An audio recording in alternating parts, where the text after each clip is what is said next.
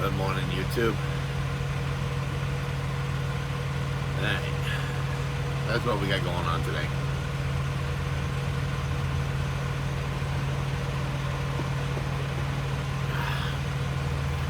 So, we get out of the shop over there in Utah, and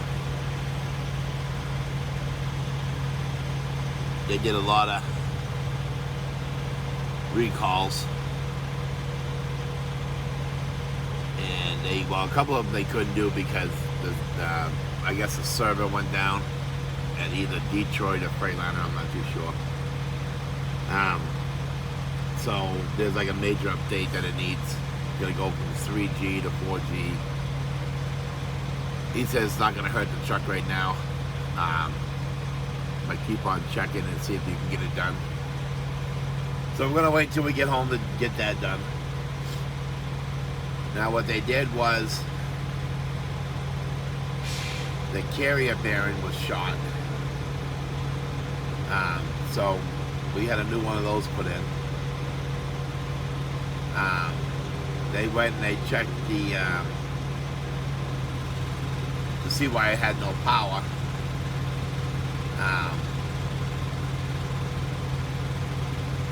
But the mechanic that was, I guess that could, only mechanic that was there that could do it, he ended up sick. So they couldn't pull it in to completely diagnostic, whatever you freaking call it, to get it, to check it out. So that'll get done when I get home too. So we had that all done. That was, see, I got there on Monday, went in the shop on Tuesday. They released me on Friday.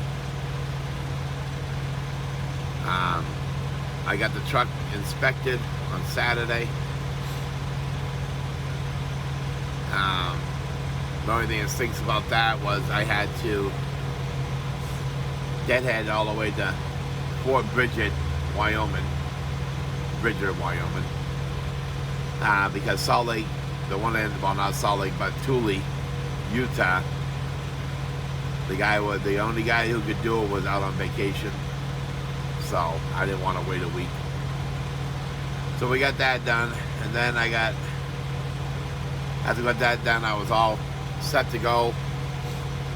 I had a load, deadheaded over to Cheyenne to get the load, parked at the Flying J, waited to pick the load up the next day, get a phone call and the load had been canceled.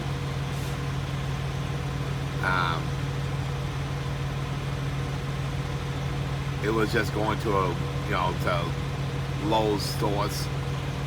But anyway, so the load got canceled. Nothing you can do about that, right? That's the way it is. That's trucking. So that was all right. So well, you know me, I got pissed off anyways, but nothing you can do about it. It's trucking. But I got bad anyways. That's just the way I am. So I got off with a load, and I had to wait to pick it up, which kind of stunk. Because we waited all weekend to get the load from Cheyenne, and then we didn't get it, and then we had to wait again to get a load. So they asked me if I would help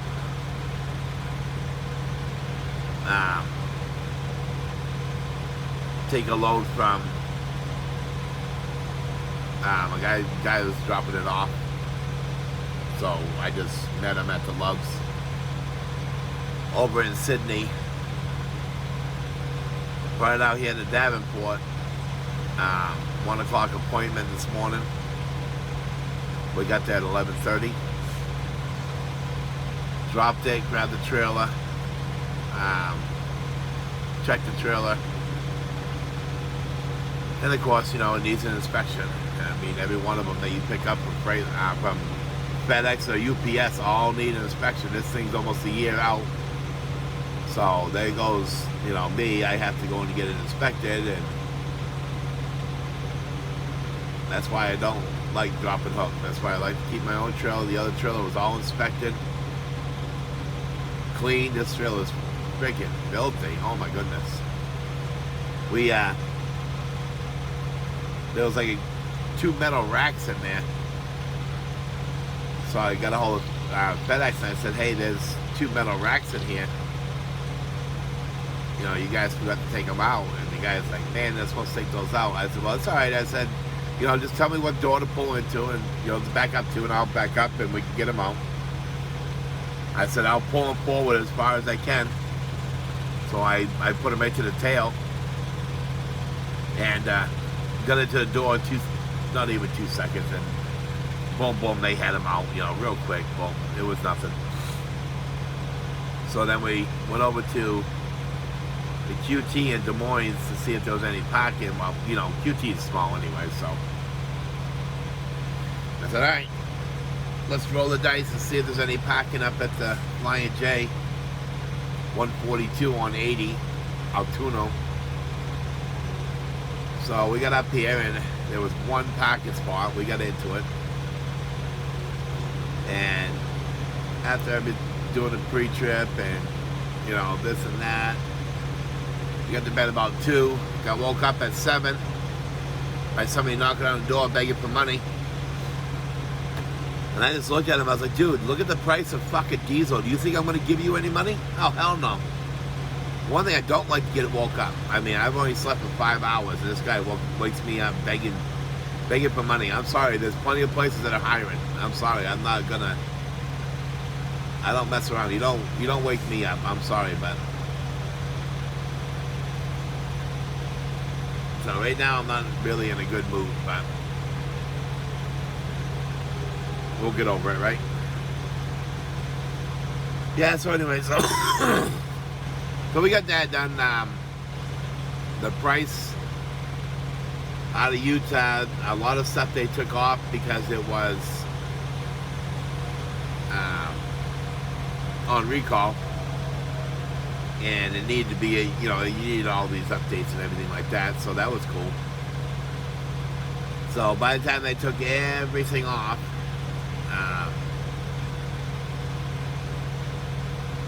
it was down to a $1,033.90.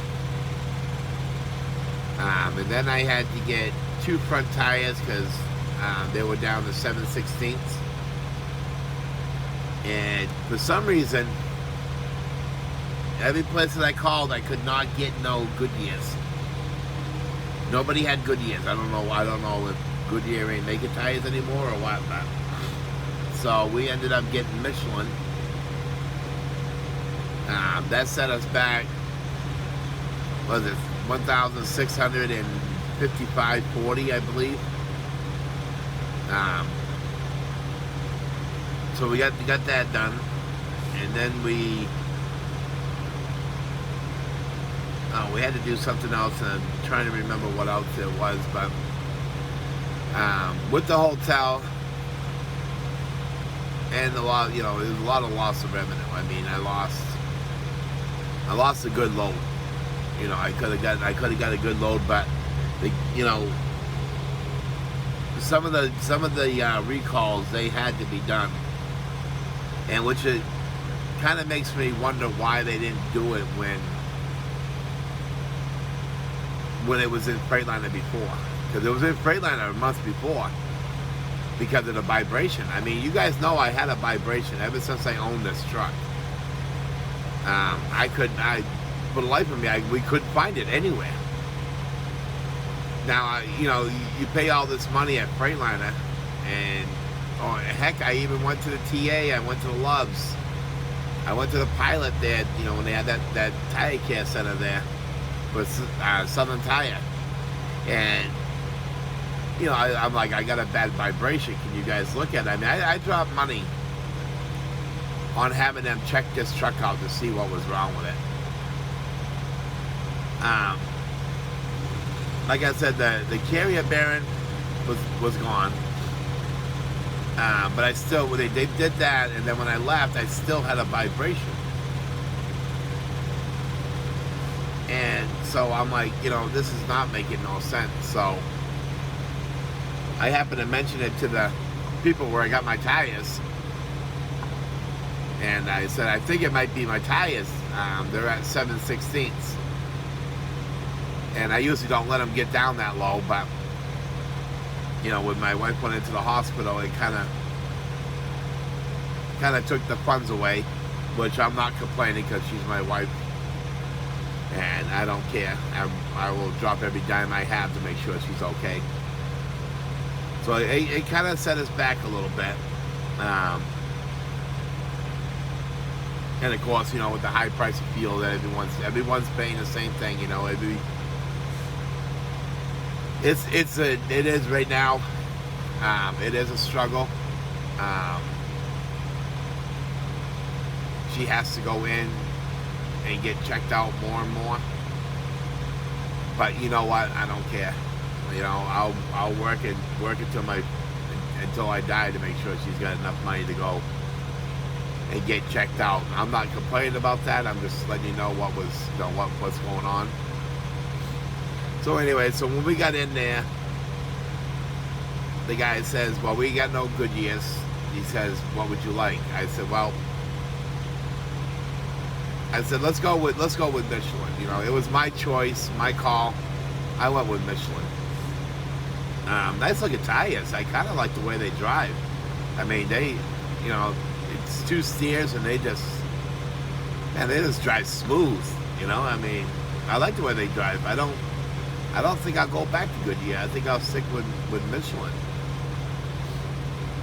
But so the guy takes them off. Now, remind you, I've had this vibration ever since I owned a truck. And I thought by putting Centromatics on it, it would help it. Well, I don't know if it was done at Snyder or if it was done at Freightliner or where it got done. But there was 2 sets of weights on each rim for the front. So that's what it was doing. It was counterbalancing with the Centromatics and the weights on there. That's what was doing it. But the only thing that gets me though is why did it take so freaking long for people to find it? I'm not a mechanic. I don't get paid to look at trucks. I don't know, I don't know how to work on trucks. Simple things, but I can't give you, I can't look at a truck and say, oh, this is what the problem is, or climb underneath it and stuff. But the weights, that's all it was. They took the weights off. I got to get some new shocks. Because that's what we did at first. We got the shocks. We got the Centromatics. And then Snyder took the tires off and put 2 new ones on because they thought maybe the tires were no good. But no, it still did it. So now we got new tires. We got all the weights off. We got the carrier bearing done. Now we're going to go get new shocks again, which these shocks are, 3 years old. So we'll get a set of new ones because they bounced around too much with all that messed up front end and stuff. So we'll get that done and then we should be all set. So that's what we're doing now. We're sitting here drinking some coffee, trying to wake up. I'd rather be back over there in the bed, but once you wake me up, I can't go back to bed. So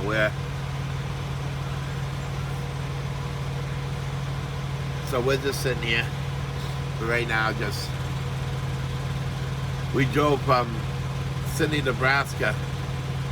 It took us 7.5 hours to go 534 miles last night. So that wasn't too bad. We got there, like I said, at 11:30, and our appointment was at 1 o'clock in the morning.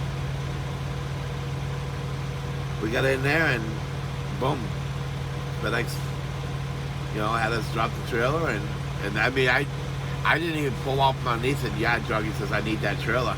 All right, no problem, dude. Just give me a second. Let me disconnect the hoses here, and then you can have the trailer. That's not bad, though, huh? You know, this week here, it's a little bit of a struggle, but we'll be all right. We'll make it. Because the only thing that gets me is, and another thing too that I like to throw out there, and I know this is going to hurt people's feelings and make them cry, boo-hoo. But when you help out an agent, they should return the favor. They really should. I took a loan. Yes, it paid awesome. Don't get me wrong, it paid awesome. The wait was nothing. But when you help out an agent because a team backed out of the load and you still got it there, what was it? I was 12 hours early from my appointment time. Well, from what the agent, but on the paperwork it said that I had to be there at the time that I was there. But now I'm thinking though is that if the agent says, "Hey, can you help us?" then they should return the favor, because everyone talks about respect. You know, you gotta respect the agents and this and that. But I mean, you also gotta, it's a two-way street. You know, you gotta respect the drivers, because if it wasn't for us, you wouldn't have that load to pull. You know, I mean, so respect isn't given, it's earned. You know, and to have some of these agents, they don't want to, help you back out, which I'm not whining or bitching. I'm just saying, I'm stating the truth. I mean, if nobody likes it on this, I don't care. I mean, I'm going to tell the truth. Some of the Landstar agents are rude, disrespectful, and some of them can be offensive. I mean, straight up.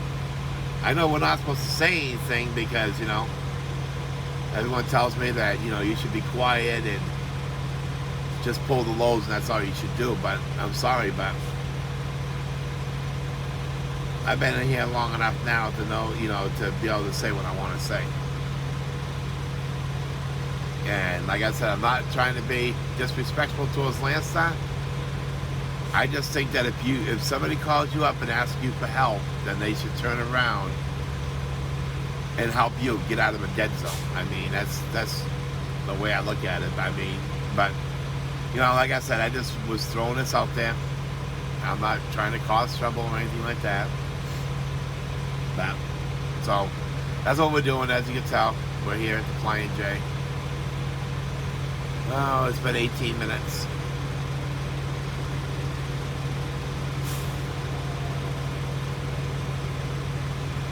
So yeah, that's what we're doing. Like I said, I wasn't not looking for an argument on here. I'm not looking for bashing or anything like that. I mean, me, I say it the way it is, and that's just the way I am.